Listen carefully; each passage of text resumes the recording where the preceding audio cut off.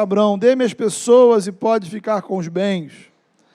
Mas Abrão respondeu ao rei de Sodoma, de mãos levantadas ao Senhor, o Deus Altíssimo, Criador dos céus e da terra, juro que não aceitarei nada do que lhe pertence, nem mesmo um cordão ou uma correia de sandália, para que você jamais venha dizer, eu enriqueci Abrão. Nada aceitarei a não ser o que meus servos comeram, e a porção pertencente a Aner, Escol e Manre, os quais me acompanharam, que eles recebam a sua porção. Amém.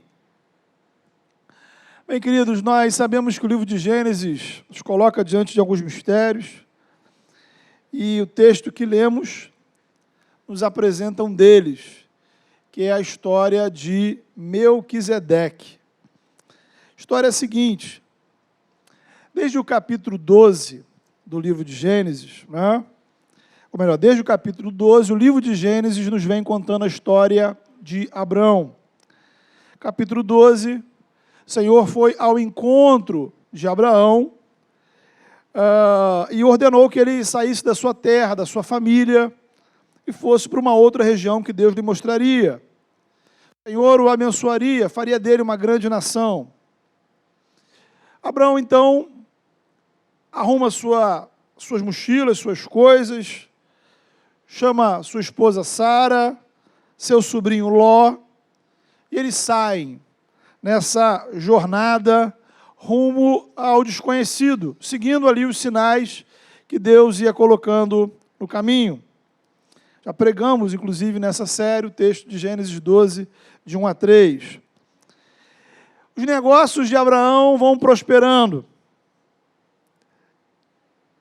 E assim como os negócios do seu sobrinho Ló. Eles se separam e Ló escolhe viver na região de Sodoma e Gomorra. Você também já ouviu isso aqui? Por que que Ló escolheu ir morar e fazer os seus negócios em Sodoma e Gomorra? Porque a terra lhe era agradável aos olhos. Ló vai para lá. E aí, de repente, o capítulo 14 nos coloca diante de uma questão geopolítica. Uma guerra envolvendo 9 reis. 4 contra 5. Então, imagine você ligando noticiário há 4.000 anos atrás. Qual seria a primeira ou principal notícia? Guerra no Oriente Médio. Então, qualquer semelhança nesse caso não é mera coincidência. Então, as cidades envolvidas nesse conflito eram as cidades que hoje estão aí na região do Iraque, do Irã, da Turquia, lutando contra cidades que estavam ali, ou que ocupam hoje a região da Síria, Israel, Palestina. Guerras sempre aconteceram na história, pelo mundo afora. E a pergunta que a gente precisa fazer é por que esta guerra em especial, este conflito em especial, está aparecendo aqui na Bíblia, no livro de Gênesis, nesse momento.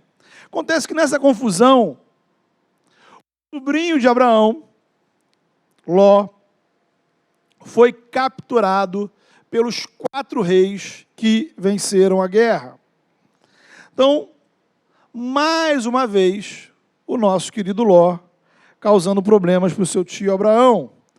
Então, Ló seria uma espécie de, sabe, aquele parente seu chato, que está sempre arrumando uma confusão, e sempre você precisa resolver as confusões desse parente.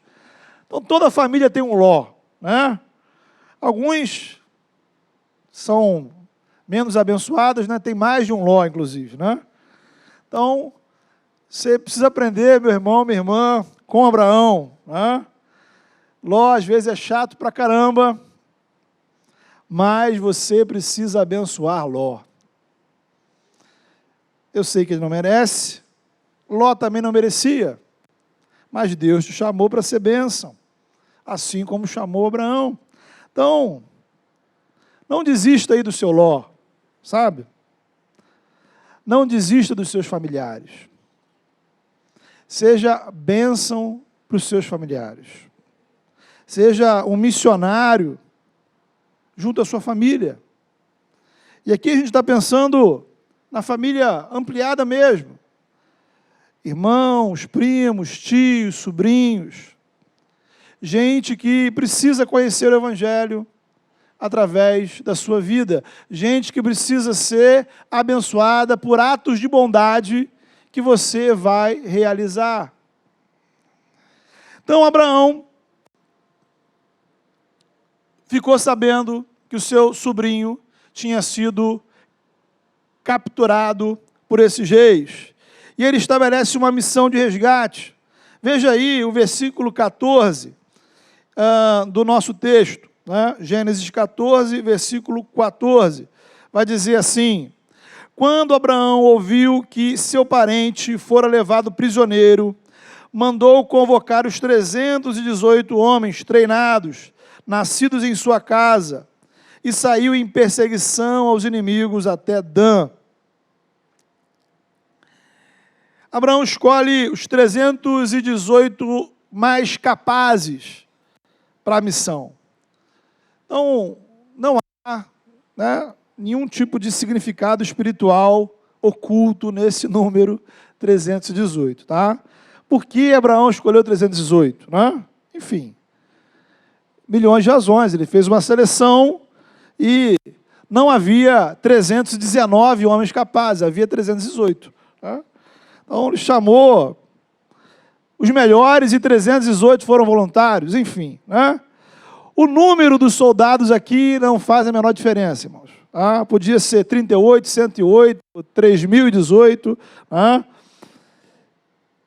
Não é esse o ponto do texto. Essa galera vai resgatar Ló. A missão de resgate acontece durante a noite. E Abraão e seus guerreiros são vitoriosos. Derrotam os 4 reis inimigos, resgatam Ló e sua família. E aí, de repente, irmãos, algo inusitado acontece. Abraão tem um encontro inesperado. Voltando para casa, ele encontra o tal de Melquisedeque. O texto afirma algumas coisas sobre este Melquisedeque. Ele era da cidade de Salém, cidade que, possivelmente, anos depois, viria a ser conhecida como Jerusalém. Ele era rei e sacerdote do Deus Altíssimo. Ele abençoa Abraão, ele louva o Senhor, e Abraão, ao final, lhe dá o dízimo de tudo aquilo que ele havia conquistado na guerra. Bem, temos aqui algumas coisas estranhas e algumas perguntas. Primeiro, por que de repente esse rei da cidade de Salém aparece na história se ele não tinha nada a ver com aquela guerra? Então, a guerra foi entre 5 reis contra outros 4 reis. E nenhum deles tinha nada a ver com a cidade de Salém. Segundo, por que ele trouxe pão e vinho para Abraão? Por que ele resolveu abençoar Abraão? Terceiro, como ele poderia ser sacerdote do Deus Altíssimo se o sacerdócio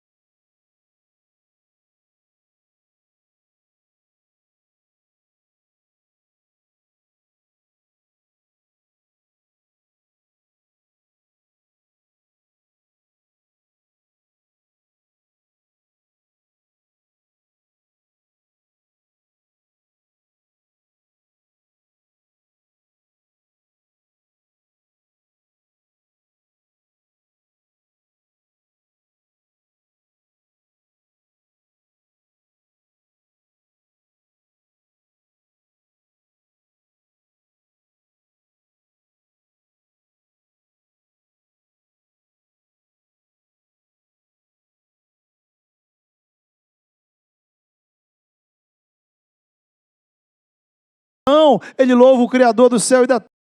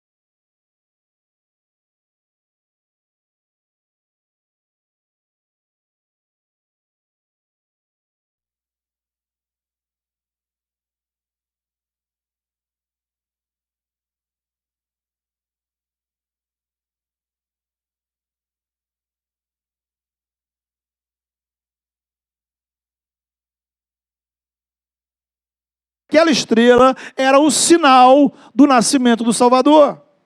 Deus os instigou a deixarem a sua terra, caminharem quilômetros para irem ao encontro do Messias. Melquisedeque trouxe a Abraão pão e vinho. Os magos trouxeram incenso, ouro e mirra. Melquisedeque entrou na história de Abraão, assim como os magos entraram na história de Jesus. Não era para eles estarem ali. Ninguém esperava a participação deles. Ninguém sentiria a falta deles. Gente estranha, gente esquisita, gente que de repente aparece no meio dos acontecimentos, espiritualmente movida pelo Senhor. Histórias paralelas, que aparentemente não fazem parte da história principal. Aos nossos olhos, não fazem parte da história principal, mas fazem parte dos planos de Deus. Então a pergunta é, irmãos, o que isso significa para a nossa vida? Eu queria fazer, a princípio, 3 destaques. Primeiro, você pode encarar essa situação como Abraão.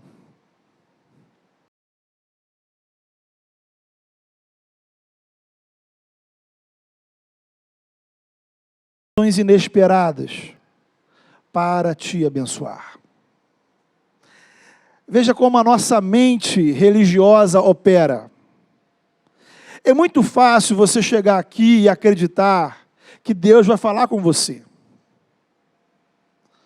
Você está na igreja, é um culto, é a hora da pregação, o pastor está aqui. Então, normalmente, geralmente, é assim que Deus fala com a gente.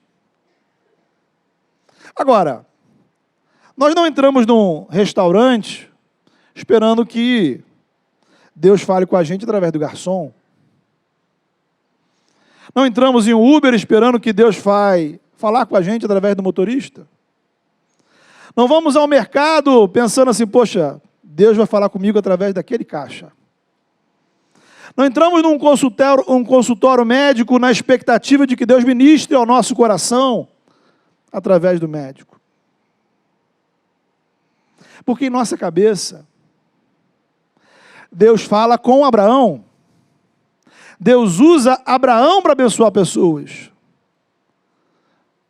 Deus não fala com Melquisedeque.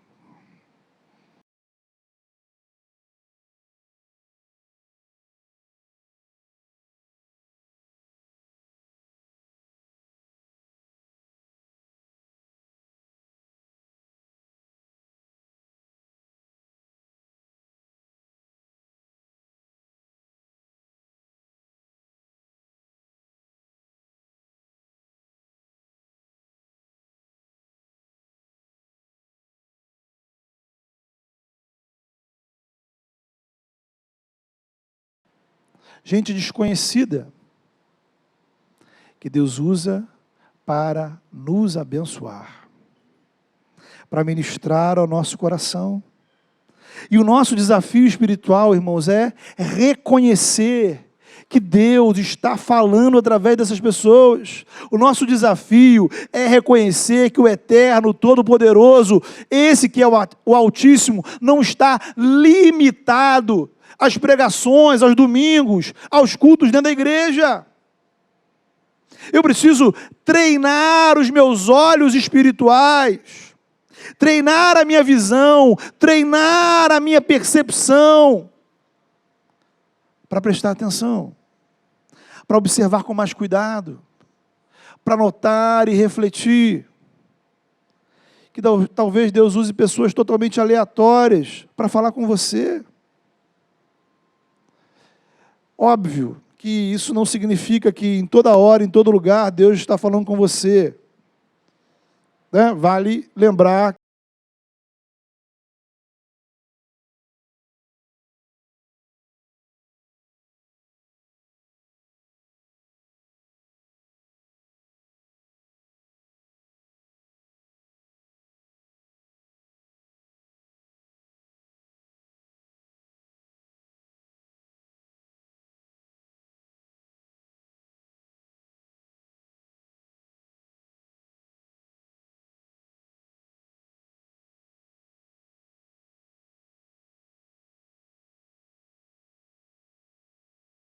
a palavra de Deus, distorcendo, mas usa. Falsos profetas usam o nome de Deus. Mercenários usam o nome de Deus para explorar a fé das pessoas. Enganadores, mentirosos usam o nome de Deus. Jesus disse que pessoas que ele nunca sequer conheceu usariam o nome dele para fazer milagres. Então, que fique claro, não basta alguém usar o nome de Deus para a gente achar que é de fato Deus que está falando. Infelizmente, muitos líderes religiosos, mesmo dentro de instituições supostamente evangélicas, são culpados do quarto mandamento: usar o nome de Deus em vão, usar o nome de Deus para atender aos seus interesses pessoais, gente que segue o mesmo padrão de Satanás. Então, de forma que nós precisamos de atenção, de discernimento. Não é para a gente sair por aí tomando decisões porque alguém na rua te disse que era Deus. Eu preciso prestar atenção, eu preciso ter um olhar espiritual para o que está acontecendo no meu dia a dia. Eu não posso achar que Deus está restrito a este lugar, a este horário, a este dia.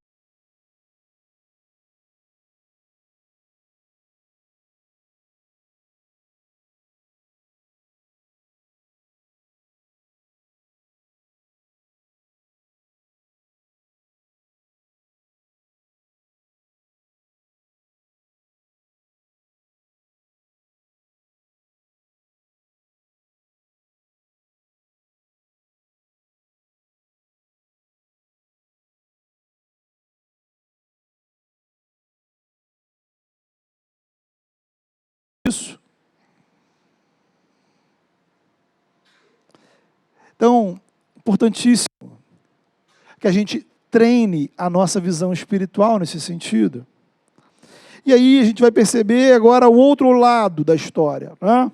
Então, até aqui a gente falou da perspectiva de Abraão, que foi surpreendido porque foi ao encontro dele alguém que ele não conhecia, mas que o abençoou. E Abraão reconheceu que aquele homem tinha sido enviado pelo Senhor. Mas agora vamos olhar a história da perspectiva de Melquisedeque. Eventualmente, você é o Melquisedeque. Você é a pessoa que, por exemplo, está fora da igreja. Sua vida está toda bagunçada. Você se sente meio deslocado, fora dos padrões, sabe? Você é essa gente estranha, esquisita. E de repente, Deus fala com você. E de repente, Deus usa a sua vida para abençoar. E aí, você é desafiado pelo Senhor a se mover e ir ao encontro de alguém. Melquisedeque obedeceu. Os magos do Oriente obedeceram. E eles se tornaram parte de uma belíssima história. Meu irmão, minha irmã, Deus te chama a fazer parte dessa história. Os Abraãos não te conhecem.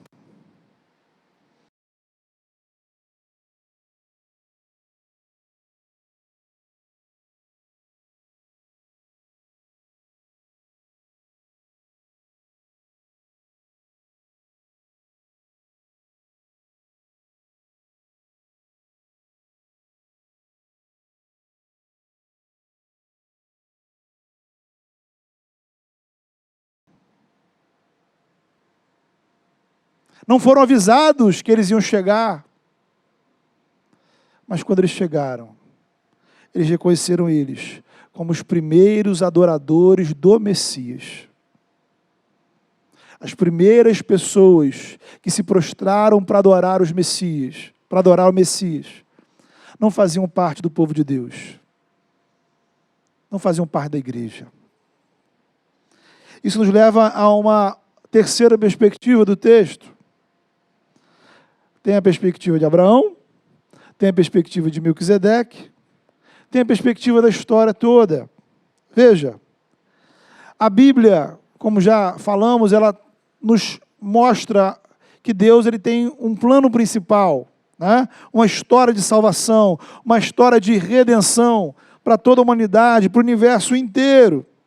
E essa história começa lá com Abraão. Essa história passa pelo povo de Israel. Essa história alcança o seu ápice, o seu ponto máximo em Jesus de Nazaré, na sua morte e ressurreição. E essa história continua. Ela não terminou. Ela continua na igreja, ela continua na expansão do reino, ela continua na missão, ela continua até o grande capítulo final, que será a vinda de Jesus. Isso não significa, então, que Deus apenas agiu dentro de Israel no Antigo Testamento, ou que hoje Ele somente atua dentro da igreja. Então veja, existe uma linha principal e existem linhas secundárias, linhas misteriosas. O grande detalhe é que não existem linhas independentes. Então, de alguma forma, a história de Melquisedeque se misturou à história de Abraão. E a história de Abraão levou até Jesus. E a história dos magos se misturou à história de Jesus. E Jesus é o nome acima de todos os nomes.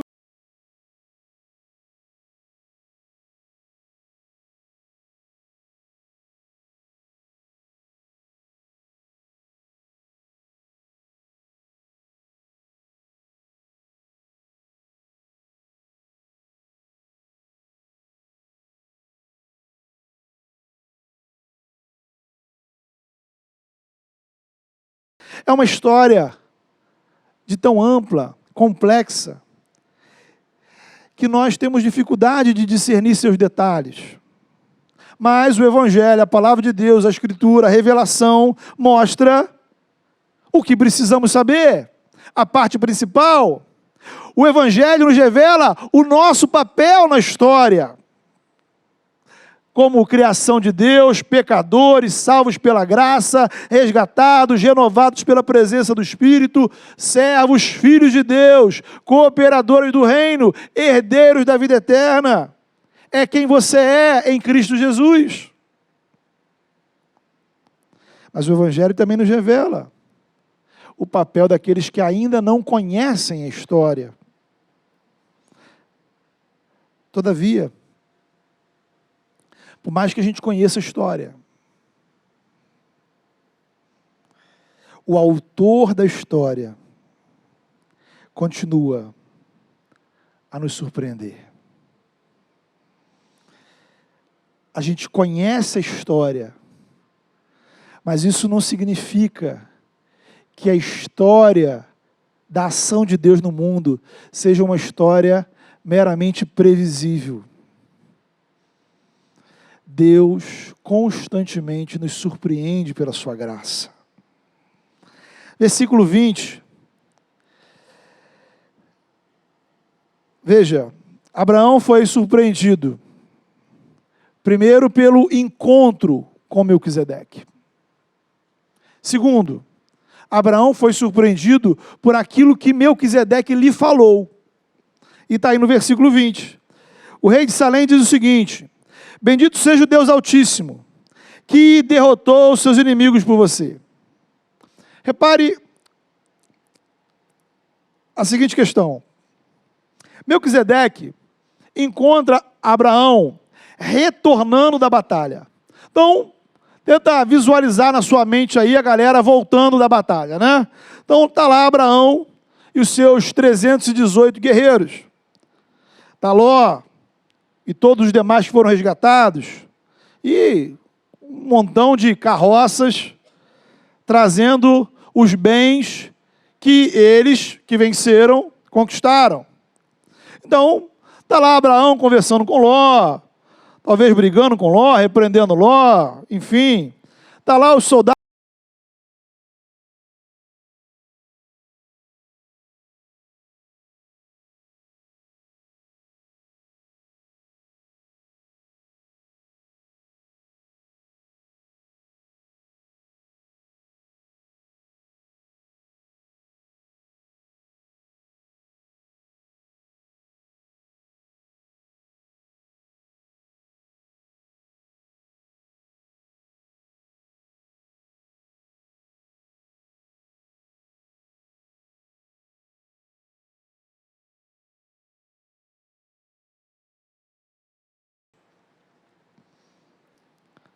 A caravana para, porque Abraão parou. Ele parou porque ele estava diante de Melquisedeque. E Melquisedeque o abençoa. E Melquisedeque louva a Deus dizendo o seguinte: bendito seja o Deus Altíssimo, que derrotou os seus inimigos. Então, nessa hora, os soldados olharam uns para os outros e talvez pensaram: ué, mas não foi a gente que derrotou?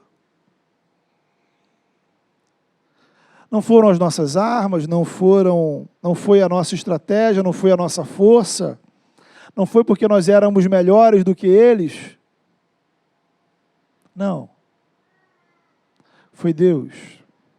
Foi o poder de Deus. Foi a intervenção de Deus. Então, queridos, nós temos aqui um padrão do Evangelho. Deus vem ao nosso encontro para nos revelar a perspectiva dele, a perspectiva celestial dos acontecimentos. E aí você descobre que quando você estava lá lutando sozinho, Deus estava lutando por você. E aí você se dá conta que, para chegar até aqui, portas que você não percebeu foram abertas pelo Senhor. Livramentos que talvez você não deu a menor importância, foram fundamentais para que você chegasse até aqui, Deus agindo na sua vida. Conquistas que talvez encham o seu peito de orgulho, de vaidade, elas só aconteceram porque a providência de Deus agiu em seu favor. Portanto, o Evangelho, ele muda o nosso olhar. Ele muda o nosso olhar para as pessoas ao nosso redor, dentro e fora da igreja. Ele muda o nosso olhar para as situações que atravessamos. O Evangelho nos dá uma outra interpretação da nossa própria história de vida. Sabe, a minha vida passa a ter uma outra perspectiva, e aí eu vou me lembrar de vales, aí eu vou me lembrar de desertos, e aí eu vou me lembrar de lutas, de dificuldades que eu atravessei.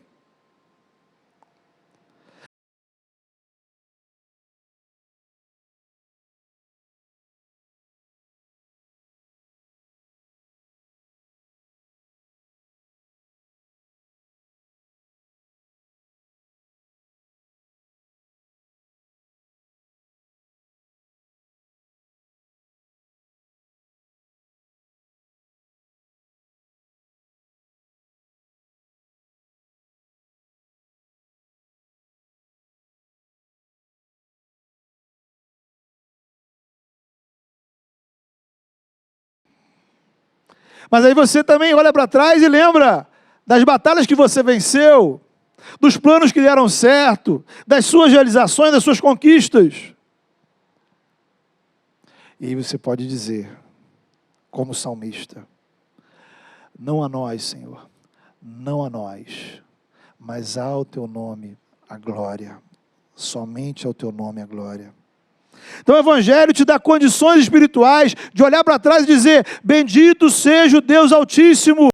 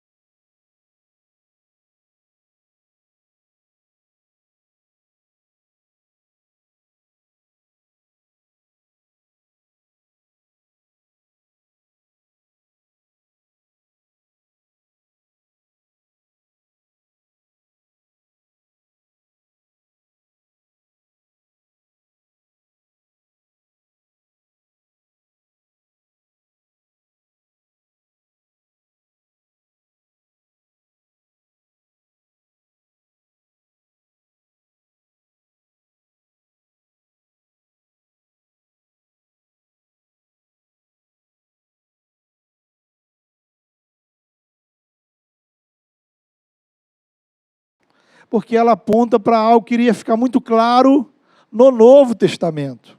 Hã? Veja,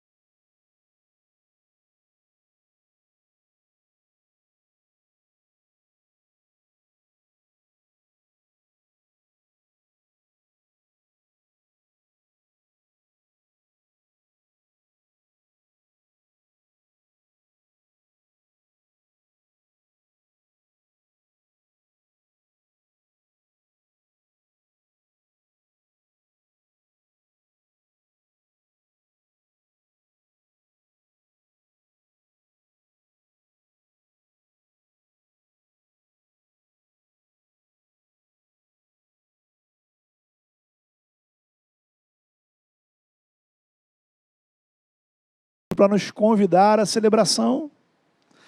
É o Deus que traz o pão, traz o vinho, traz a bênção. E nos chama a celebrar, a comungar, a compartilhar a mesa com Ele. É o Deus a quem oferecemos a nossa adoração, servindo.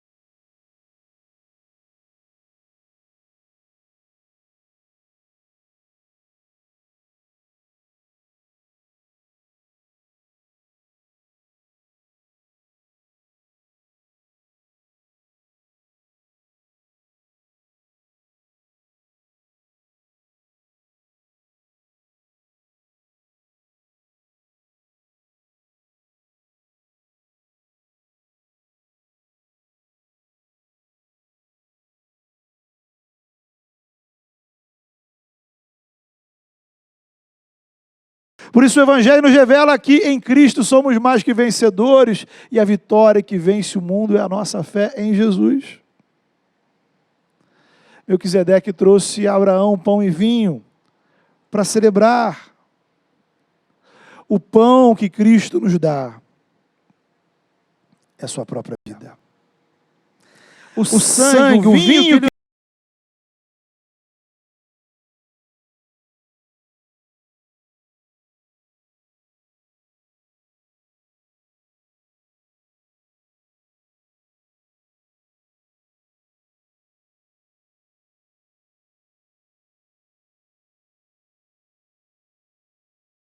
Ele venceu, nos fez vitoriosos, e o Evangelho proclama esta vitória. O Evangelho anuncia esta vitória.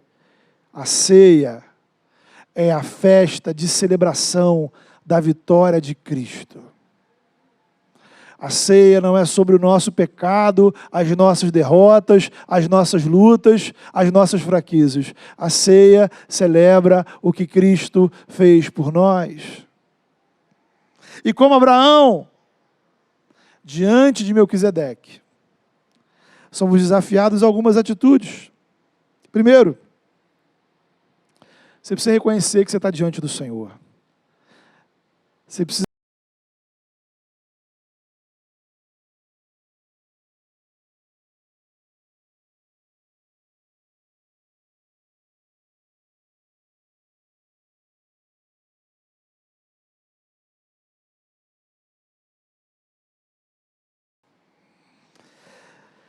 Você precisa reconhecer, em segundo lugar, a bênção de Deus na sua história.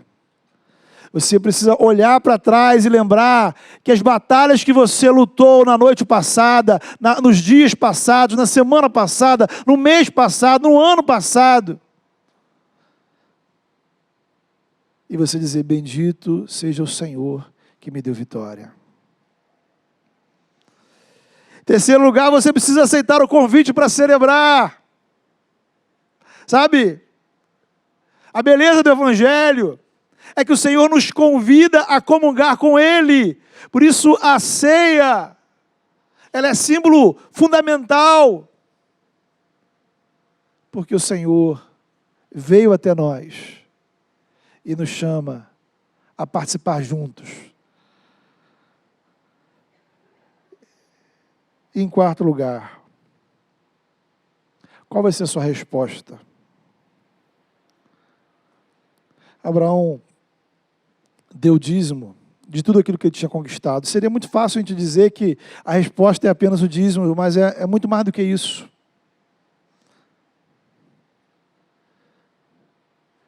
É uma resposta de adoração, é uma resposta de serviço, é uma resposta de culto, é uma resposta de entrega, é uma resposta de obediência. Qual é a sua resposta quando você está diante do Senhor? Essa história poderia ter outros desfechos, sabe? Abraão podia ter pegado ali um autógrafo de Melquisedeque e ido embora. Abraão poderia ter passado e falado, eu não te conheço, não sei quem você é, não sei de onde você vem, não sei qual é a sua vida, não tem nada com você, ô Melquisedeque. Abraão podia ficar emocionado, mas seguindo o seu caminho. Abraão reconheceu que Deus enviou Melquisedeque até ele. Ou seja, ele estava diante de algo que foi Deus que trouxe. Abraão reconheceu a bênção de Deus.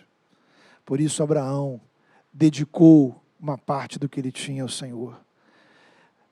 Irmãos, embora a gente cante, a gente ore, a gente adore o Senhor dizendo que a gente oferece ao Senhor tudo que temos, a gente nunca, nessa vida, dá ao Senhor tudo que a gente tem. A gente não dá. Sempre a adoração, ela é parte. Ela é parte do nosso tempo, ela é parte do nosso coração, ela é parte da nossa mente, ela é parte do nosso esforço físico, emocional, ela é parte dos nossos recursos. E nesse mundo, nessa vida, Deus se agrada, Deus se contenta em você dar parte. É impossível darmos tudo ao Senhor. Simplesmente impossível. Neste mundo, nesta vida. O problema é quando a gente não, nem sequer, dá a parte que devemos ao Senhor. Nenhuma parte. Nenhuma parte. Feche seus olhos, vamos orar. Fale com o Senhor. Coloque-se diante do Senhor essa hora.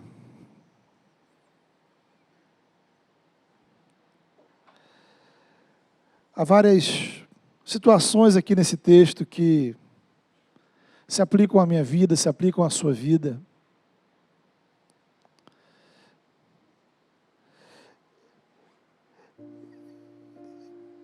E acho importante que nesse momento de oração, se você entende que o Senhor fala com você, se você de fato percebe o Espírito Santo incomodando o seu coração, coloque diante do Senhor algumas questões, de forma muito sincera. Peça ao Senhor para que os seus olhos sejam abertos, para que você tenha um olhar mais espiritual da vida do dia a dia, para que você não despreze pessoas, bênçãos que chegam até você, Deus agindo na sua vida, no seu dia a dia, a semana inteira. Servimos um Deus que nos abençoa 7 dias por semana, 30 dias no mês, o ano inteiro. E às vezes não temos percebido quando as bênçãos do Senhor chegam até nós. Não percebemos que quem vem até nós são pessoas enviadas pelo Senhor. Não temos percebido, nem dado glórias ao Senhor, pelas vitórias que tivemos. O orgulho, a vaidade, a arrogância tem tomado conta do nosso coração.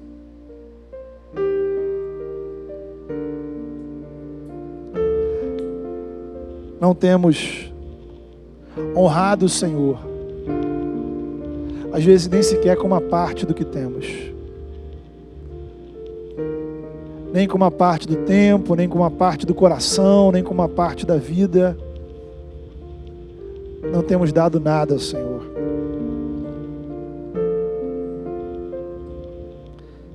Mas ainda assim o Senhor vem ao seu encontro e chama você, não apenas para ouvir uma palavra, mas Ele chama você a fazer parte da mesa com Ele. Quem somos nós? Mas Ele nos dá lugar à mesa. Ele traz o pão, Ele traz o vinho, Ele prepara a festa, Ele te dá a vitória. Olha isso. Ele te dá a vitória, Ele dá a festa da vitória. Ele só chama você a participar da festa, honrando como autor, como aquele que venceu por você. Deus amado, louvado seja o Teu nome, Senhor, pelo Evangelho, Senhor. Louvado seja o Teu nome, Senhor, pela revelação da Tua graça, pela revelação do Teu amor. Louvado seja o Teu nome, ó Pai, porque o Senhor nos amou de maneira, Senhor, tão incrível. Toda honra, toda glória, Senhor, todo louvor seja ao Teu nome, Senhor, porque o Senhor nos salvou em Cristo Jesus. O Senhor lutou, Senhor, as nossas lutas e venceu. Louvado seja o Teu nome, Senhor, porque o Senhor, ó Pai, prepara, Senhor, uma festa que celebra a vitória que o Senhor nos deu. E nós somos convidados, ó Pai, para essa festa. Ah, Senhor, que possamos reconhecer, que possamos admitir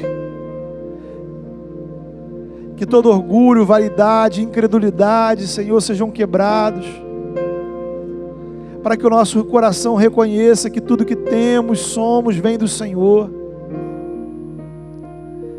Que possamos olhar para trás, ó Pai, e ver a Tua mão sobre as nossas vidas e glorificar o Teu nome. Bendito seja o Deus Altíssimo que nos tem dado vitória.